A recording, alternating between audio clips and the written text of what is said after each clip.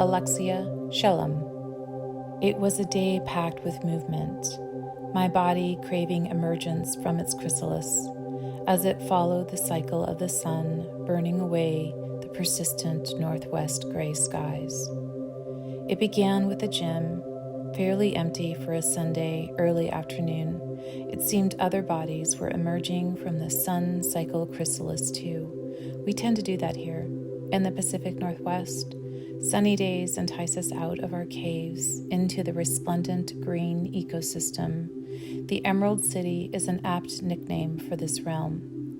I timed my day to reduce the back and forth, parsimonious with the space between. The events would take me step by step from the gym and the lake to the pinnacle, aerial yoga, which I hadn't been to in months.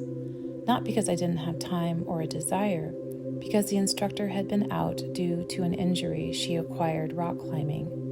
Us vertical people can find ourselves on tenterhooks from time to time. The gym led me to the lake like stepping stones, each location getting closer to the pinnacle. Surprisingly, not as crowded as I expected, but my lake, not that I claim any ownership of the lake by using my, was remote. There are a few lakes closer to my home that I knew would be at capacity and more than likely overflowed. It was that kind of sunny day. Spring was on the brink, as were other sentient beings, ready to burst out of their ontogenesis. After wiping down my paddleboard, I headed to the final leg of the journey, aerial yoga. Are you here to check in? Yes, for the aerial class. Can I go in? I was early. I learned to be early because I like a certain spot. I always like certain spots. Like on the lake, I like to anchor where the ducks hang out. Or that certain treadmill at the front of the gym, the one with the low TV monitor so I can see over it and look out at the rolling green hills and massive evergreens on the other side of the floor-to-ceiling windows. And I like the back center position in aerial yoga. Oh, is someone already here? You responded to the woman who checked me in, making sure it was okay I entered the room. Yes, can she come in? My preferred spot was open because I was the first there. You introduced yourself and asked that I stand in front of the fabric to make sure it was the right height. I am tall, which means the fabric typically needs to be raised. You stood on the ladder and raised the hammock a few notches. I think that should be high enough. Why don't you stand on your tippy toes and hold it to your hips? Can I just invert and see? That is the point to the correct height. When inverting, the last thing you want is for someone to bang their head on the ground. Oh, sure. I flipped over with control just in case it was too low because the last thing I wanted was to bang my head on the ground. My ponytail flipped over with me and swept the floor, a nice buffer for my head. All clear. I stood. Yes, that seems high enough. Your face was a bit surprised. You know this is a beginner class. I laughed. It doesn't matter to me. I'm just happy for whatever I get. There hadn't been a class offered in months. The one I had scheduled the previous week was canceled due to lack of attendance. Yes, last week's themes, 70s and 80s, just didn't work. I told them they need to pick one decade. Themes, beginner, advanced, none of that mattered to me. I could adapt to it all. I just wanted some airtime. I like the back of the class because I like to play, and I don't want to intimidate anyone. But the stares still happen, which makes me really uncomfortable. I don't want to appear a show-off, but I long to be in this space, and my body craves this movement, so I find the most concealed placement in the room. Oh my God, how do you do that? I can't get the fabric on my back without it really hurting. I was already flipping around, spinning, flying, not really paying attention to the others entering the space, when a lovely, long-haired, tattooed co-ed sat up next to me. I moved towards her and said, "Is it okay if I touch you?" "Yes, of course." If you place the fabric here, right at your hip bones, and you use your core muscles, you should have better traction and less discomfort. I scrunched my stomach tight to show her how to engage the core. Oh my God, it works. It doesn't hurt. I offered encouragement. When I started aerial, I had tender spots and fabric burns for some time until my body acclimated to the fabric. Now it's second nature. no pain at all. Your body just needs time to become familiar with this new world. Time, something that annoys sentience. I hadn't noticed you left the room until you came back and the long hair proclaimed very loud, "She taught me how to do it. I can hang without it hurting." I panicked. No, I didn't. I turned to the long hair with a sort of joking, "Don't get me in trouble" look. My mind had quickly filled with all the times I've stepped in, most times at the request of another, to teach, when it wasn't my place to teach.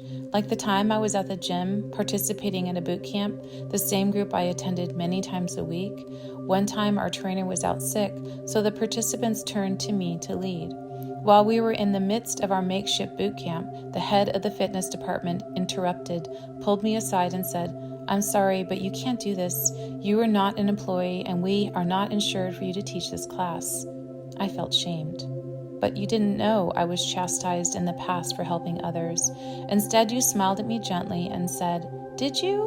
That's great.'" I was scared. Was I in trouble? Were you concealing something? Could I trust you were not covering your judgment with the mask of "that's great"? The long hair was confused. I had done something kind, given freely, and helped her enthusiastically. It made no sense that someone with a skill and a willingness to share would recoil from being outed by that share. A woman with thick, trendy glasses was on the other side of me. She wanted my guidance as well, but my quick retreat sent her to Silenceville, and she just watched me. But Longhair continued to seek me out for guidance. The class hadn't begun. You were still setting up the hammocks as you neared me. "Is Kelly back?" I asked, because I thought the aerial class was back on the schedule because she was back from her surgery. "She comes back tomorrow. That's why I'm teaching today. I've trained all the instructors." My mind started to connect the dots. "Oh, you're the one who trained the aerial instructors." I felt myself heighten its concern. "I think Kelly told me about you. I'm the woman who read her palm." I had hoped providing this clue would disarm any concerns you had about me. To you, I was a stranger. And we all have some form of stranger danger. Your eyes flew open, recognition crossed your face. "Yes, she did tell me about you. I'm so pleased to see you here." My distress calmed. Your pleasure felt genuine. You dimmed the lights, indicating the class began. My body went into an aerial trance as I followed your guidance. It felt good to let go of needing to teach or lead, but if someone beckons me, I can't seem to help myself but to respond. And Longhair did beckon, gently. She trusted me implicitly. "You're doing great." I used my words to offer the support appropriate for this space. The final pose was a cocoon inside the hammock. The fabric pulled all the way open as my body lay fully within its expanse, suspended above the ground. You came to each of us, gently rocking us as the final song played. The power is here now. My heart filled with comfort. It's okay to be held and cocooned. It's okay to help my neighbor. I won't get in trouble. Slowly rise, take your time. Your body needs time to adjust. Yes, the body needs time to adjust. We all quietly moved, rolling up our mats, gathering our water, still and quiet as we made our way to the lighted entrance outside the aerial room, like butterflies emerging from the chrysalis. "You are inspiring," the thick, trendy glasses woman finally was able to speak to me. "That is so sweet, thank you. How long have you been doing this?" Time. How long? That was going to take a minute. I flashed back to my first class in lower downtown Seattle at Emerald City Trapeze when I saw Carrie playing in the fabric, one of the aerial instructors, and I approached the owner who was teaching me how to fly on the trapeze. "Who is that and what is she doing?" He was visibly disappointed. "That's Carrie and that's aerial acrobatics, but please don't make the descent to the dark side." I didn't know he had a history of dating these women, leaving a bad taste in his mouth for the personalities that transgressed to the dark side. He still liked me, even though I did transgress 12 years ago. It's been 12 years. I saw her deflate.